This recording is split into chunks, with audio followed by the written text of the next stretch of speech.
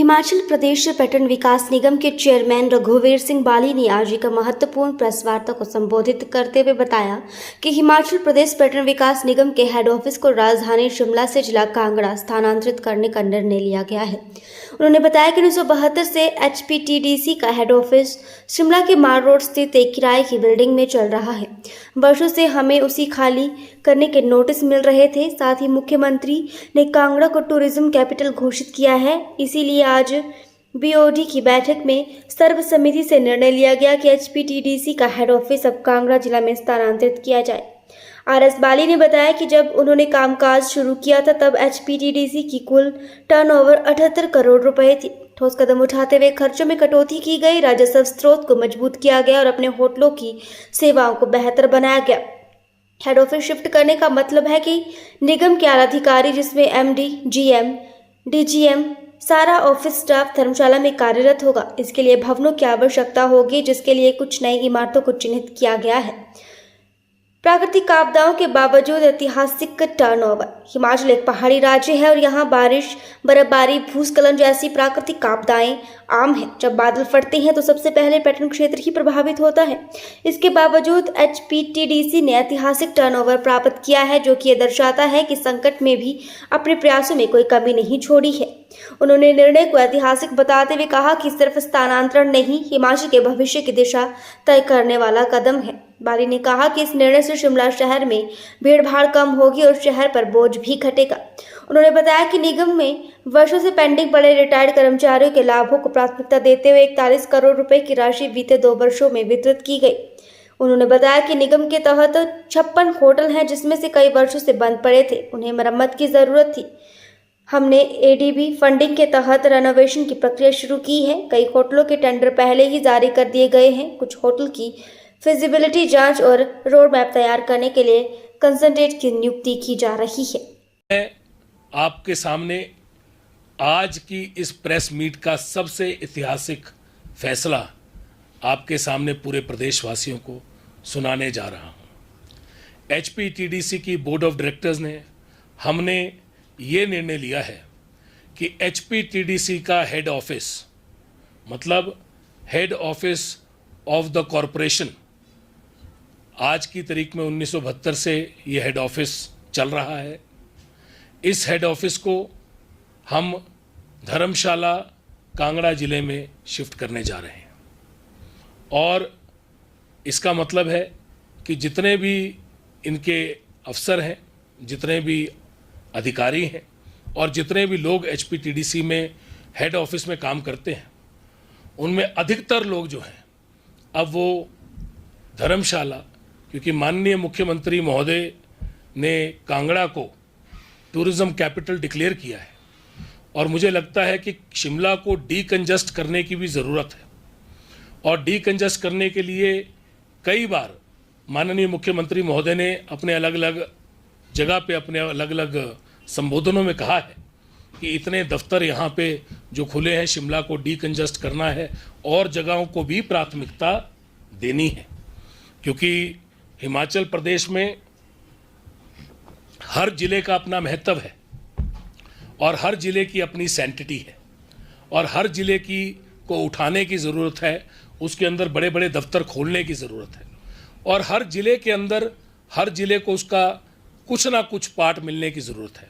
शिमला में हिमाचल के सभी दफ्तर हैं और शिमला हमारी राजधानी है, हमारे सर का ताज है।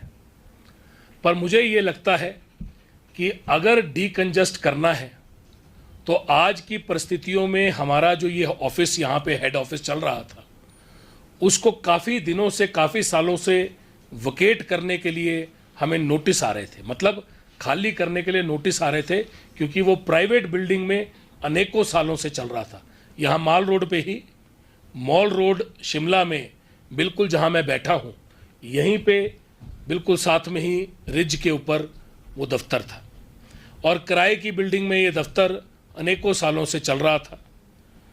हमने इसके बारे में लंबी चर्चा की और काफ़ी दिनों से इसकी सोच रखी।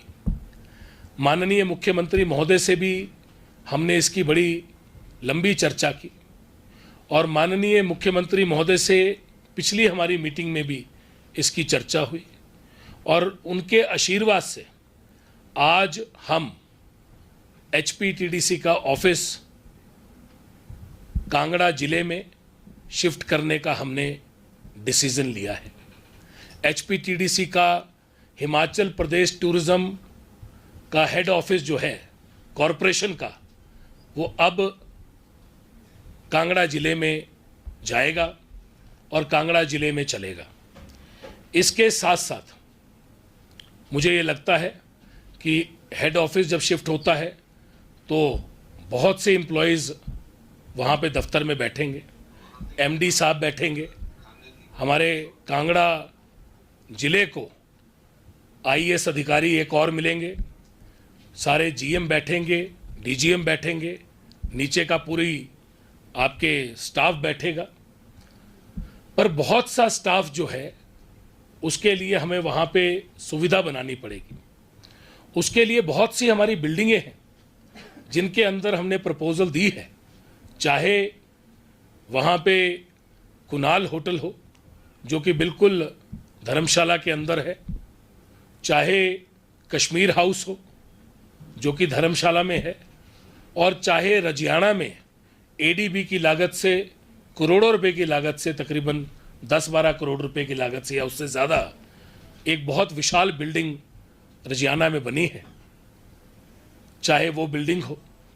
तो मैंने MD महोदय को कहा है कि आप इवैल्यूएट करिए, और उसके साथ साथ जो धर्मशाला के मेयर हैं और धर्मशाला की पूरी कॉरपोरेशन की टीम है, उन्होंने भी माननीय मुख्यमंत्री महोदय के साथ बातचीत की कि उनके पास बहुत सी बिल्डिंगें हैं। बल्कि कल ही मैं पढ़ रहा था, इसमें सोशल मीडिया पे आया था, और ये एक ऐतिहासिक चीज़ है। 1972 में HPTDC कॉरपोरेशन बनी। आज अभी मैं सीधा अपनी BOD की बैठक से, बोर्ड ऑफ डायरेक्टर की बैठक से उठ के आ रहा हूँ। HPTDC की BOD जो कि बोर्ड ऑफ डायरेक्टर्स होता है कॉरपोरेशन का, उसका मैं चेयरमैन हूँ, उसका मैं मुखिया हूँ। और बतौर मुखिया और बतौर सारे मेंबर्स, चाहे वो गवर्नमेंट के मेंबर्स हों, चाहे वो प्राइवेट मेंबर्स हों, डायरेक्टर्स हों, आज हमने एक बहुत ही ऐतिहासिक फैसला लिया है। आज HPTDC हिमाचल प्रदेश को, जितने भी हिमाचल के हमारे नागरिक हैं, आगे सबकी सोच ले जाते हुए, क्योंकि HPTDC का विस्तार होना है।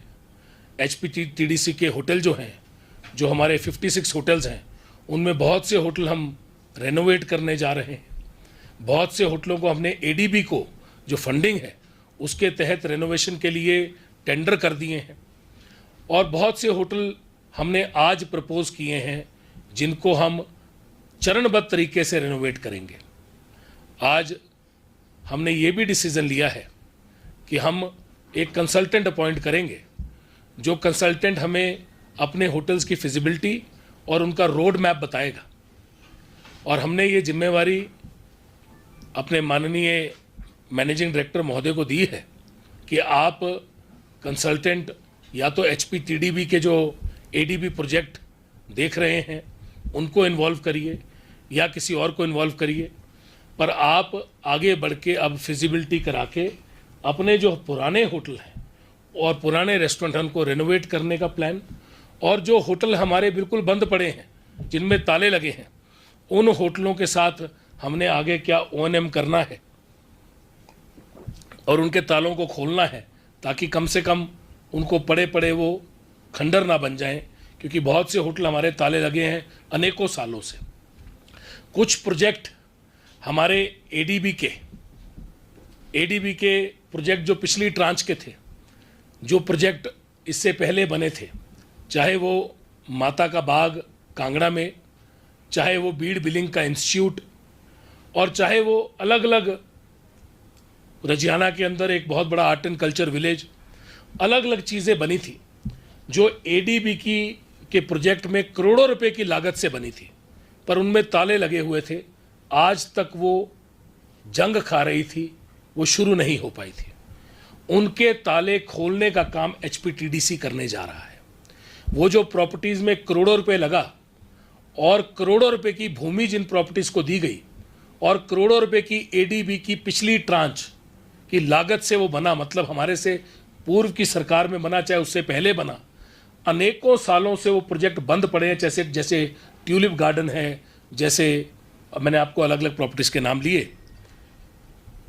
इन प्रॉपर्टीज़ को आगे किस तरह से आपने देना है और इनके तालों को खोलना है ताकि ये नई करोड़ों रुपए लगा के जो प्रॉपर्टीज़ बनी हैं और प्रदेश को इतनी बड़ी बड़ी प्रॉपर्टीज़ मिली हैं जिसमें करोड़ों करोड़ों रुपया खर्च किया गया है, उन प्रॉपर्टीज़ को आगे दिया जाए ताकि वो चल पाएँ। उसके लिए भी हमने आज बीओडी ने डिसीजन लिया कि आप आगे बढ़िए और कंसल्टेंट को अपॉइंट करके आप इस काम को करिए ताकि उसको आगे उनके ताले खोल के उनको चलाएं। नहीं तो पड़ी पड़ी वो प्रॉपर्टीज़ खंडर हो चुकी हैं और वो नई प्रॉपर्टीज़, ब्रांड न्यू प्रॉपर्टीज़, मतलब आप समझ लो एक गाड़ी खरीदी और गाड़ी खरीद के पहले दिन से पैसे खर्च दिए और गाड़ी को आज तक स्टार्ट तक नहीं किया गया और वो खड़ी खड़ी जंग लग गया। वैसी हाल इन प्रॉपर्टीज़ का है। इनकी पाइपें सड़ चुकी हैं, इनके बाथरूम गल चुके, जबकि इसमें करोड़ों रुपया खर्च हुआ सरकार का।